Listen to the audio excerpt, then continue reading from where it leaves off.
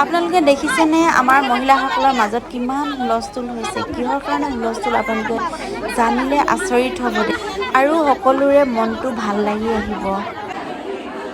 Hello' everyone মই আছোঁ বৰ্তমান আমাৰ গাঁৱৰ সামৰিক কেন্দ্ৰত আৰু এই সামৰিক কেন্দ্ৰত কি হৈছে মই আপোনালোকক কৈ আছোঁ এয়া সকলো ফালে আচলতে মহিলা ভৰ্তি হৈ আছে আমাৰ গাঁৱৰ সকলো মহিলা ইয়াতে গোট খাইছে আচলতে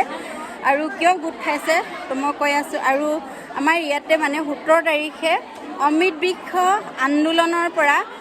বৃক্ষৰোপণৰ কাৰ্যসূচী লোৱা হৈছে সেয়ে আজি আমাৰ ইয়াতে মহিলাসকল গোট খাইছে আৰু মিটিং হৈছে আৰু মিটিঙত কি কথা আলোচনা হৈছে মই বাইদেউসকলক অকণমান সুধিবলৈ চেষ্টা কৰিম এইফালে চাওক চাৰিওফালে আমাৰ গাঁৱৰ মহিলাসকল যিহেতু আৰু এয়া বহি আছে আমাৰ সন্মানীয় বাইদেউসকল আৰু তেওঁলোককো মই অকণমান সুধিবলৈ চেষ্টা কৰিম ইমান ধুনীয়া দেখিছোঁ ধুনীয়া দেখিব মইতো একদম হিৰ'ইন হয় চাবা একদম কোলা মূলা য'তে কৰিলোঁ যে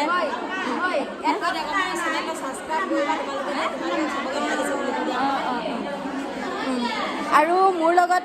সকলো আচলতে বৌহতি আছে আমাৰ গাঁৱৰ আৰু বৌহতক মই সুধি চাওঁ কওক কিয় আজি ইয়াত গোট খোৱা হৈছে আজি আমাৰ অমৃত বৃক্ষ আন্দোলন কাৰ্যসূচী চলি আছে আৰু তুমি কোৱা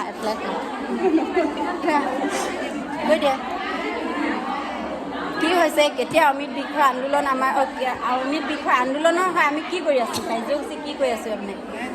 কেতিয়া ৰুম কোনটো ডেটত ৰুম সেইবোৰ কৈ থাকক 17 ছেপ্টেম্বৰত ৰুম আমি গছপুলি আজি গছপুলি বিতৰণ কৰিলোঁ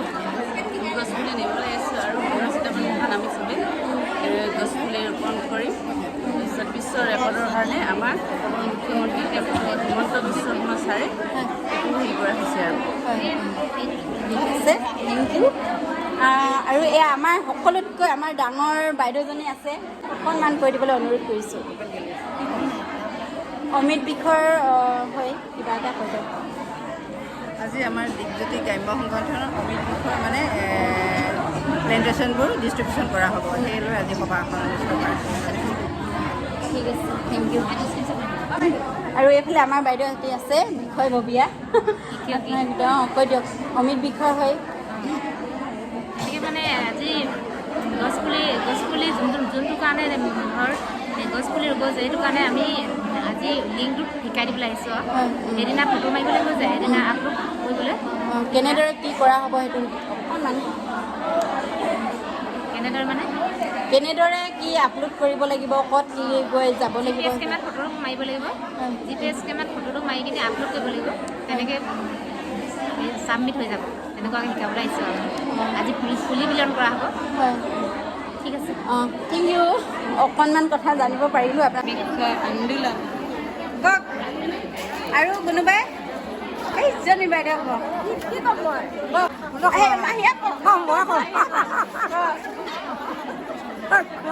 ভিডিঅ'ত আছে আমাৰ গছ পুলি ৰোপণৰ পৰা আমাৰ কি লাভ হ'ব সেইটো কওক গৰম লাগিছে যে সেইখিনি কিমান আৰাম হ'ব গছৰ ছাঁ পাম তাৰপিছত আমাৰ বায়ু প্ৰদূষণ মানে হেৰি হৈছে যে যিমান দূষিত হৈছে সেইখিনিৰ পৰা আৰাম পাম তাৰপিছত আৰু কি হ'ব যে টানকৈ কওক গছৰ ছাঁ পাম গছৰ গুটি পাই গছৰ গুটি খাব পাম আমাৰ ল'ৰা ছোৱালীবোৰ ডাঙৰ হয় নাতি পুতিও হেৰি হ'ব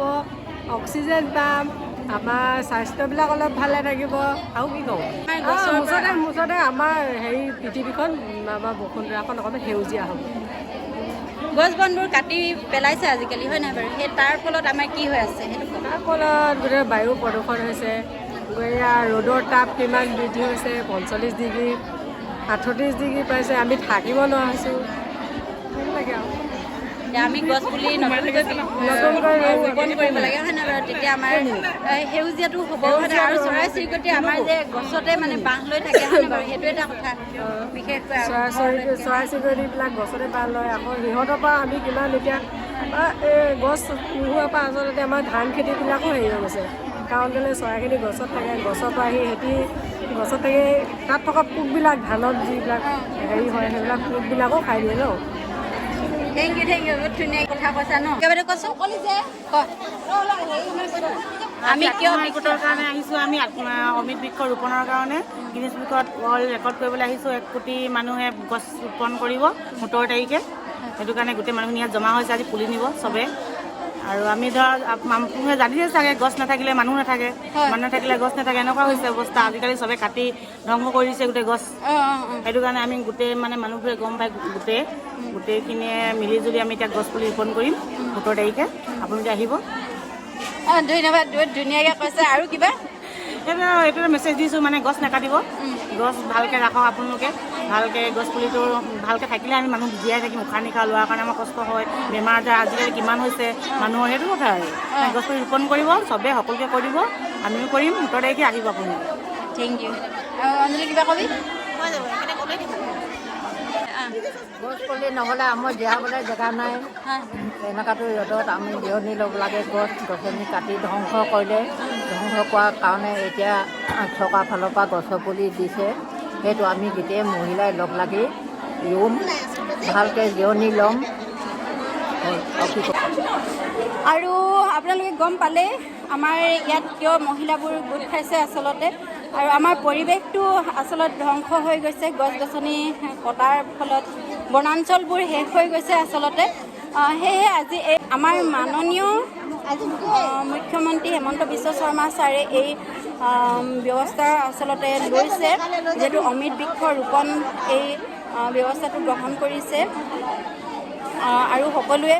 এটা এটাকৈ গছ পুলি ৰুৱক এই মেছেজ দিলোঁ আৰু আমাৰ পৰিৱেশটো যাতে শেষ হ'ব নালাগে আমাৰ বৃক্ষবিলাক যাতে আগৰ নিচিনা হৈ উঠিব লাগে সুস্থ হৈ উঠিব লাগে আৰু যেতিয়া আমাৰ বৃক্ষৰোপণ হ'ব ভালদৰে তেতিয়া আমাৰ পৰিৱেশটো আচলতে সুস্থ হ'ব বেমাৰ আজাৰৰ পৰা মুক্ত হ'ব আৰু চৰাই চিৰিকটি সকলো ধৰণৰ মানে জীৱ জন্তুৱে আচলতে বৃক্ষৰ পৰাই জীয়াই থাকে বুলি ক'ব লাগিব উশাহ নিশাহ আৰু খাদ্য প্ৰণালী সকলো আচলতে বৃক্ষৰ পৰাই হয় আৰু সেই আমাৰ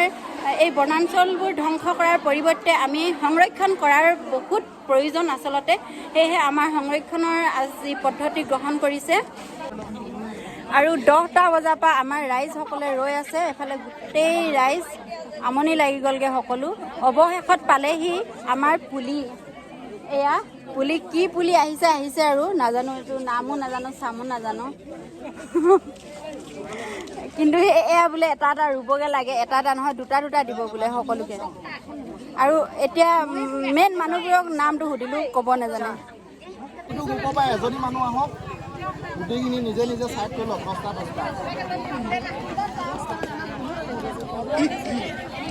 বাকীবোৰ নাহিব দে বাকীবোৰ নাহিব তেনেকৈ কৈ দিলা পুলি নিয়াও চালে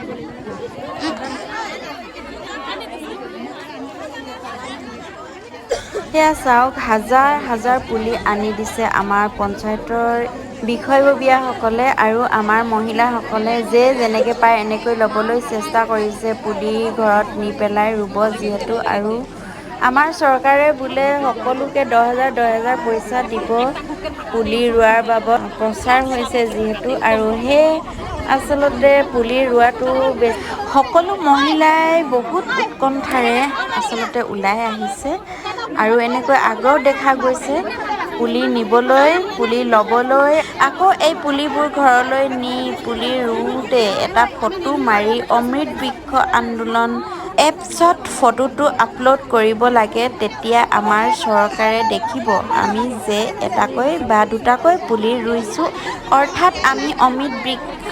ৰোপণ আন্দোলন আৰম্ভ কৰিছোঁ এই জেগাত সেয়ে আমি এনেকৈ সকলোৱে ওলাই আহিছোঁ যিহেতু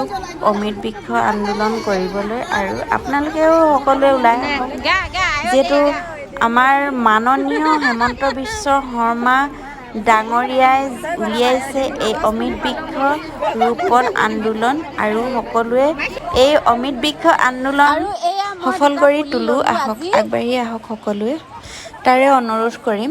এই দুটা পুলি ল'লোঁ আৰু ৰুম গৈ বাচে নে নাবাচে নাজানো কিন্তু আৰু চাওক গছৰ পুলি ৰুবলৈ গছৰ পুলি ল'বলৈ কিমান উৎপাত মানুহবোৰে দেখিছেনে এনেকুৱা এটা পৰিৱেশ হৈছে আচলতে বহুতেই বেছি ভাল লাগিছে গছ ৰুবলৈ যে মানুহ ইমান উৎসাহী আৰু সকলোৱে ইমান ফূৰ্তি পাইছে গছ ৰুবলৈ দিয়াৰ কাৰণে তাৰ বাবে বহুতেই বেছি ভাল লাগিছে আৰু সঁচাকৈ আমাৰ পৰিৱেশটো সুস্থ হ'ব বুলি ভাবিছোঁ আৰু আশা কৰিছোঁ ভৱিষ্যতে আমাৰ পৰিৱেশটো ধ্বংস নকৰে। আচলতে সকলো ৰাইজে বুজি পাব বুলি ভাবিছোঁ। ইয়াৰ পৰা সকলোৰে হাতত পুলি দুটা দুটা দুটা দুটা এফালে চাওক